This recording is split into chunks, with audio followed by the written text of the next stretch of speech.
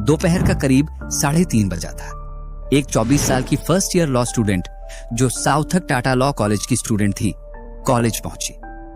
उसका नाम कहीं पब्लिक नहीं किया गया है और सही भी है, क्योंकि इंडियन लॉ के तहत किसी भी पीड़िता की पहचान उजागर करना कानूनी अपराध है।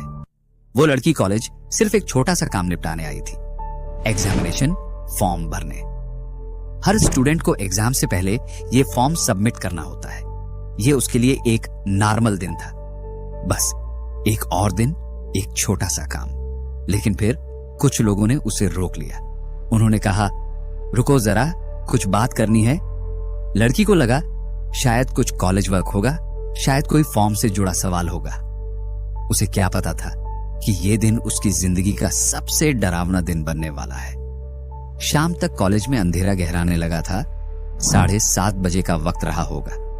कैंपस अब खाली होने लगा था, लेकिन उसी दौरान 3 लोग, मनोजीत मिश्रा, जैब अहमद और प्रमित मुखर्जी, उस लड़की को गार्ड रूम की तरफ ले गए।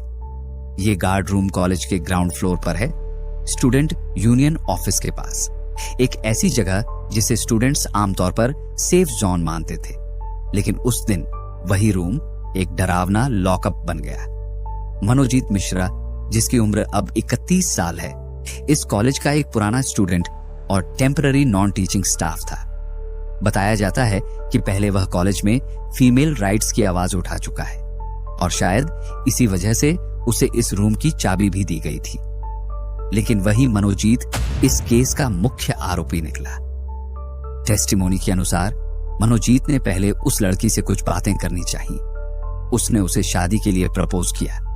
लड़की ने साफ मना कर दिया। उसने अपने प्यार का जिक्र किया, मुझे जाने दो, मेरा एक बॉयफ्रेंड है जिससे मैं प्यार करती हूं। लेकिन मनोजीत का घमंड शायद ना सुनने की आदत नहीं रखता था। उसका इनकार उसके अहंकार को चुभ गया। फिर जो हुआ वो डरावना था। लड़की की गवाही के मुताबिक मैंने उसके पैर तक छुए, हाथ जोड़कर कहा, प्लीज मुझे जाने दो, लेकिन वो नहीं माना।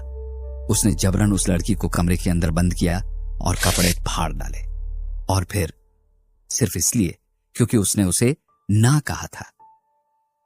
अब आप सोचिए, एक लड़की जो अपने फॉर्म भरने आई थी, जिसके दिमाग में कोई डर नहीं था, जो कॉलेज को एक सुरक्षित जगह मानती थी, उसी के साथ ऐसा कांड होता है, और सिर्फ इसलिए क्योंकि उसने अपना हक जताया, अपनी मर्जी रखी। अब एक बात बहुत क्लियर है, इस वीडियो का मकसद किसी को टारगेट करना नहीं है, ना ही किसी की इज्जत उछालना है। हम सिर्फ सच्चाई रख रहे हैं। YouTube कम्युनिटी गाइडलाइंस के अनुसार हम पीड़िता का नाम नहीं लेंगे, किसी प्रकार का ग्राफिक डिस्क्रिप्शन नहीं देंगे, और बस वही बताएंगे जो अदालत में टेस्टिमनी के तौर पर सामने आया है। लेकिन हां, एक सवाल सबके मन में उठता है, क्या इस देश में ना कहना इतना बड़ा अपराध है? क्यों हर बार इन लड़कियों को ही खुद को बचाने के लिए गिड़गिड़ाना पड़ता है? क्यों हमारे कॉलेज कैंपस, जो पढ़ाई की जगह है, अब डर की जगह बनने लगे हैं? इस केस में सच क्या है, कोर्ट डिसाइड करेगी। लेकिन सवाल तो आज ही पूछे जाएंगे, वरना फिर से ऐसा ही कुछ होगा और हम फिर सिर्फ अफसोस करते रह जाएंगे। उस वक्त रूम के बाहर जैब अहमद और प्रमित मुखर्जी खड़े थे, दोनों साउथक टाटा लॉ कॉलेज के स्टूडेंट्स। लेकिन बाहर खड़े होकर ये किसी मदद के इंतजार में नहीं थे। ये निगरानी कर रहे थे, जैसे किसी फिल्मी सीन में कोई गुंडे का आदमी बाहर खड़ा हो और अंदर हो रही गंदगी की पहरेदारी कर रहा हो। इन दोनों ने ना सिर्फ मनोजीत को रोका नहीं, बल्कि जिस तरह से बाहर खड़े थे, ऐसा लगा जैसे उन्होंने पूरे माहौल को उसके लिए सेफ जोन बना दिया हो।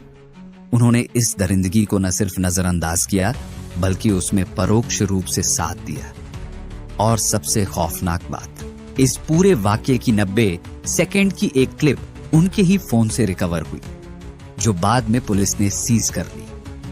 आप सोच सकते हैं, क्या उस लड़की ने कोई कोशिश नहीं की होगी खुद को बचाने की? बिल्कुल की थी। उसने अपनी पूरी ताकत से लड़ने की कोशिश की थी। उसने चिल्लाया, हाथ पैर मारे, यहां तक कि रोते हुए कहा, प्लीज मुझे जाने दो, मेरा किसी से कोई लेना देना नहीं है।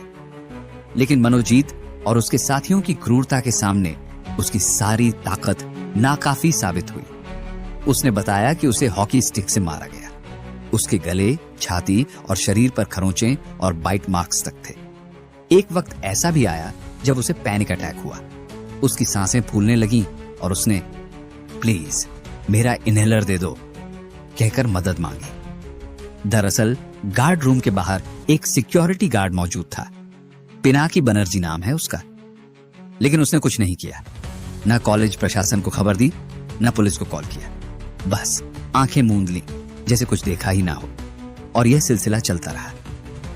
रात के करीब 10:50 तक, पूरा 3 घंटे तक वही टॉर्चर, वही खामोशी, वही डर। काम पूरा होने के बाद उन्होंने उस लड़की को उसी गार्ड रूम में ऐसे ही छोड़ दिया, जैसे वो कोई सामान हो जिसे यूज करके फेंक दिया जाता है। और जाते जाते धमकी भी दी, अगर किसी को बताया तो वीडियो इंटरनेट पर डाल देंगे, तेरे बॉयफ्रेंड और फैमिली को भी छोड़ेंगे नहीं।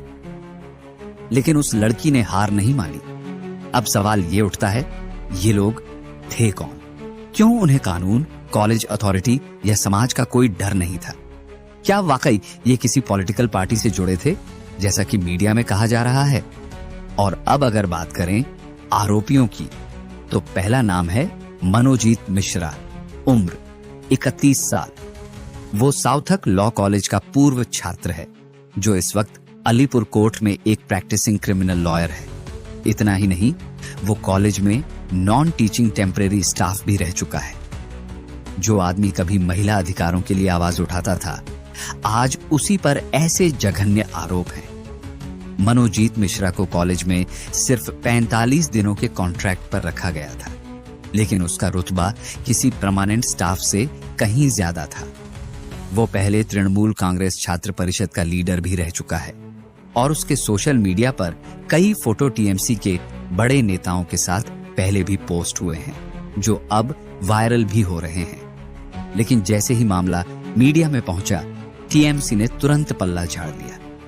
पार्टी का बयान आया, मनोजीत का 2022 से हमारे संगठन में कोई पद नहीं है और अब वो पार्टी का हिस्सा भी नहीं है। मगर पुलिस के मुताबिक ये कोई नई हरकत नहीं थी मनोजीत के लिए। उसके अंदर महिलाओं के प्रति हिंसा और उत्पीड़न की प्रवृत्ति पहले से ही देखी गई थी। वो पहले भी फीमेल स्टूडेंट्स को परेशान कर चुका है और अपने राजनीतिक प्रभाव का गलत इस्तेमाल करता रहा है। इस केस में दूसरा नाम है जैब अहमद, जो 19 साल का फर्स्ट ईयर स्टूडेंट है। वो पहले से ही मनोजीत के साथ पार्टी इवेंट्स में देखा जाता था। पुलिस कहती है कि जैब को इस अपराध में घसीटा गया, यानी वो आसानी से मनोजीत के प्रभाव में आ गया। तीसरा आरोपी है प्रमित मुखर्जी, उम्र 20 साल, जो सेकेंड ईयर में पढ़ता है। यही वो लड़का है जो गार्ड रूम के बाहर खड़ा था और मनोजीत की वो 90 सेकंड वाली क्लिप रिकॉर्ड करने में उसकी मदद कर रहा था। इन दोनों पर भी ये आरोप है कि उन्होंने पहले भी कॉलेज में इसी तरह की हरकतें की हैं। कई स्टूडेंट्स ने बताया कि ये तीनों लड़के कॉलेज में एक तरह की दादागिरी करते थे। कोई इनसे पंगा लेने की हिम्मत नहीं करता था, और खासकर मनोजीत मिश्रा, जो ग्रेजुएट हो चुका था। लेकिन फिर भी कॉलेज के हर फैसले, हर अफेयर में गहरी घुसपैठ बनाए हुए था। लोग उससे पूछे बिना कोई कदम नहीं उठाते थे। कुछ लोग उसकी तारीफ भी करते थे, पर सच्चाई ये थी कि वो कॉलेज को एक अनऑफिशियल डॉन की तरह चला रहा था। स्टूडेंट्स के बीच उसका नाम एक खौफ बन चुका था। एक लड़की ने बताया, वो लड़कियों की चुपचाप तस्वीरें खींचता था, धीरे धीरे उन्हें टच करने लगता था। कई बार सीनियर्स को उसकी गोद में बैठने के लिए कहता था, और हम कुछ नहीं कह सकते थे क्योंकि वो पावरफुल था और हम सब जानते थे कि उससे पंगा लेना क्या मतलब रखता है। कई बार तो वो खुद लड़कियों की गोद में बैठता था। ये सब खुलेआम होता था, लेकिन कोई कुछ बोल नहीं पाता था। तब स्टूडेंट्स उनको बहुत फियर करते थे। एक इंटिमिडेशन का एटमॉस्फेयर क्रिएट हो गया था कैंपस में, because he used to click photos of the female students, morph them and circulate them on WhatsApp groups. एक और स्टूडेंट ने बताया, जब हम लौट रहे थे, वो सीनियर लड़कियों से कह रहा था, आजा मेरी गोद में बैठ जा, डर मत, कोई कुछ नहीं कहेगा। और सब हंस रहे थे, लेकिन वो हंसी डर से भरी होती थी। मनोजीत की ये हरकतें यहीं तक नहीं रुकी थी। while we were coming back, he was sitting on the girls' laps, all of my seniors' laps, and he was telling them to sit on his laps because somehow he felt that he could do that, and nobody could say anything. कुछ students ने कहा कि उसने पहले लोगों के sir तक फोड़ दिए हैं और इस तरह की हिंसक घटनाएं पहले भी होती रही हैं। And other incidents where he has been breaking people's heads and all of these things have happened. Kolkata में इसके खिलाफ पहले से कई FIRs दर्ज हैं। यानी ये कोई अचानक उठा अपराध नहीं है। ये उस लंबे समय से बढ़ती छूट, पॉलिटिकल कनेक्शन और सिस्टम की चुप्पी का नतीजा है। लेकिन किसी ने कुछ नहीं किया क्योंकि वो पॉलिटिकली सिक्योर था। So throughout Kolkata, there have been several FIRs filed against him, but nobody took any action because of his political influence. He was so politically safeguarded by the Trinamool Congress that nobody dared to touch him. Manojit Mishra, जिस पर इतने गंभीर आरोप हैं, उसे तृणमूल कांग्रेस का ऐसा support मिला हुआ था कि लोग उसके खिलाफ बोलने से पहले 10 बार सोचते थे। छोड़ना भाई, वो पार्टी वाला है, कुछ भी कहोगे तो उल्टा फंस जाओगे, ऐसा कहते थे कॉलेज के बच्चे। चौथा आरोपी पिनाकी बनर्जी, उम्र 55 साल, कॉलेज का सिक्योरिटी गार्ड, जिसका काम था कॉलेज कैंपस को सुरक्षित रखना। वही गार्ड जो गार्ड रूम के ठीक बाहर खड़ा था जब ये पूरी दरिंदगी हो रही थी, लेकिन उसने कुछ नहीं किया, न किसी को बुलाया, न लड़की की मदद की। जब CCTV फुटेज खंगाले गए तो साफ दिखा वो वहीं खड़ा था, सब देख रहा था, लेकिन जैसे कुछ हुआ ही नहीं। और इसी वजह से उसे भी गिरफ्तार किया गया, लापरवाही के आरोप में।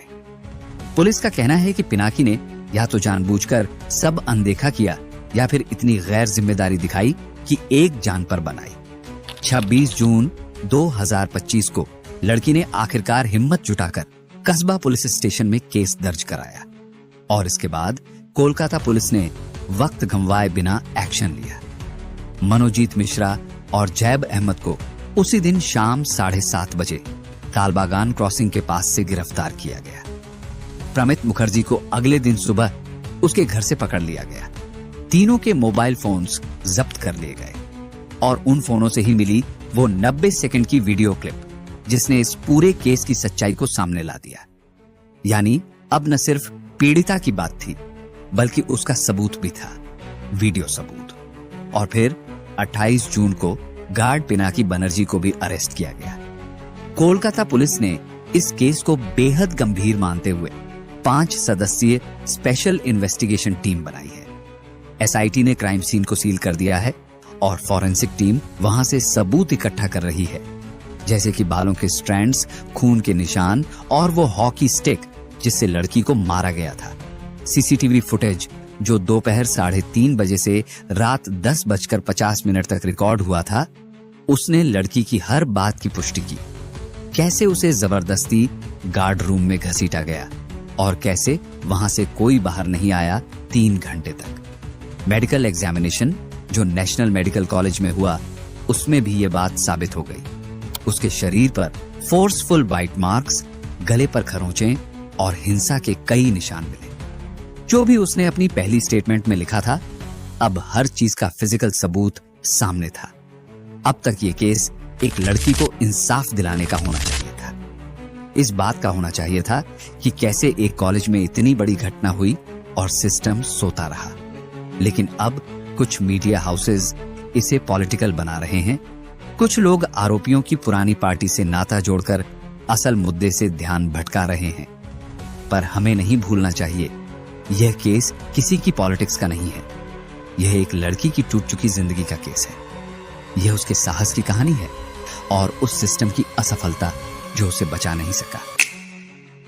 और अगर आज हम भी खामोश रहे तो शायद अगली बार कोई और लड़की अकेली रह जाएगी, बिना आवाज, बिना मदद और शायद बिना इंसाफ के। पर जितना बड़ा ये केस था, उतनी ही तेजी से ये एक पॉलिटिकल कंट्रोवर्सी में बदल गया। भारतीय जनता पार्टी ने सीधे तौर पर TMC पर इल्जाम लगाया कि वो मनोजीत मिश्रा को बचाने की कोशिश कर रही है। बीजेपी लीडर्स ने पुराने फोटो सामने रखे जिनमें मनोजीत कुछ बड़े TMC नेताओं के साथ दिख रहा था। उन्होंने कहा, पश्चिम बंगाल, खासकर कोलकाता, अब महिलाओं के लिए सुरक्षित नहीं रहा। ये मामला हमें R.G. कर मेडिकल कॉलेज के उस भयानक केस की याद दिलाता है। लेकिन इसके जवाब में TMSC ने बयान जारी किया, हम इस समय सर्वाइवर के साथ खड़े हैं। हमारा मनोजीत मिश्रा से कोई लेना देना नहीं है। कृपया इस केस को राजनीतिक रंग न दें। ये वक्त है सख्त कार्रवाई की, न कि राजनीति की। इस केस ने कोलकाता की सड़कों पर गुस्सा उबाल दिया। स्टूडेंट्स, जूनियर लॉयर्स और कुछ पॉलिटिकल ग्रुप्स सड़कों पर उतर आए और न्याय की मांग करने लगे। नेशनल कमीशन फॉर वीमेन ने भी कोलकाता पुलिस से टाइम बाउंड इन्वेस्टिगेशन की मांग की है। कॉलेज की क्लासेस सस्पेंड कर दी गई हैं। कैंपस को एक क्राइम सीन के रूप में सील कर दिया गया है। और सबसे हिला देने वाली बात, लड़की को दोबारा उसी रूम में ले जाकर उस रात की पूरी क्राइम सीन रिक्रिएट करवाई गई। सोचिए कितनी हिम्मत चाहिए होगी उसके लिए, उस जगह दोबारा खड़ा होने के लिए। तीनों आरोपी मनोजीत, जैब और प्रमित और गार्ड पिनाकी बनर्जी पर भी अब आधिकारिक चार्जेस लग चुके हैं। जैसा कि मैंने वीडियो की शुरुआत में कहा था, ये केस सिर्फ एक घटना नहीं है। R.G. कर केस और साउथक लॉ कॉलेज का ये हादसा दोनों हमें एक ही सवाल बार बार पूछने पर मजबूर करते हैं। हमारे एजुकेशनल इंस्टीट्यूशंस में स्टूडेंट्स की सेफ्टी के लिए आखिर किया क्या जा रहा है? दोनों मामलों ने साफ दिखा दिया है कि पश्चिम बंगाल में सिक्योरिटी को लेकर एक गहरी समस्या है। SIT की इन्वेस्टिगेशन अभी भी जारी है। अब ये देखना बाकी है कि क्या ये पूरा प्लान पहले से बनाया गया था? क्या और भी लोग इसमें शामिल थे? लेकिन इस पूरे केस में जो बात सबसे ज्यादा खलती है वो है पब्लिक का रवैया। मैंने बहुत जगह ये देखा, लोग आज भी लड़की को ही दोष दे रहे हैं। यहां तक कि जब पुलिस ने साफ कह दिया कि ये केस पूरी तरह सही है, तब भी कुछ लोग लड़की की मंशा पर सवाल उठा रहे हैं। वो वहां गई ही क्यों थी? शायद उसने ही कुछ किया होगा। ऐसी बातें वो लोग कह रहे हैं जिनके दिलों से इंसानियत खत्म हो चुकी है। इसलिए एक बार फिर मैं वही बात दोहराना चाहता हूं, जब तक हम अपने सोचने का तरीका नहीं बदलेंगे, लड़कियां न सड़कों पर, न कॉलेज में, न हॉस्पिटल में, न ऑफिस में और न ही अपने घरों में सुरक्षित महसूस करेंगी। अगर आप यहां तक रुके हैं तो शुक्रिया, क्योंकि यह सिर्फ एक केस नहीं था, यह हमारी जिम्मेदारी का आईना था। अगर आपको लगता है कि यह कहानी सुने जाने लायक थी तो इसे शेयर करें ताकि और लोग सोचने पर मजबूर हों। हम फिर मिलेंगे किसी और ऐसी ही अनसुनी, अनकही सच्चाई के साथ। तब तक स्टे अवेयर, स्टे सेफ।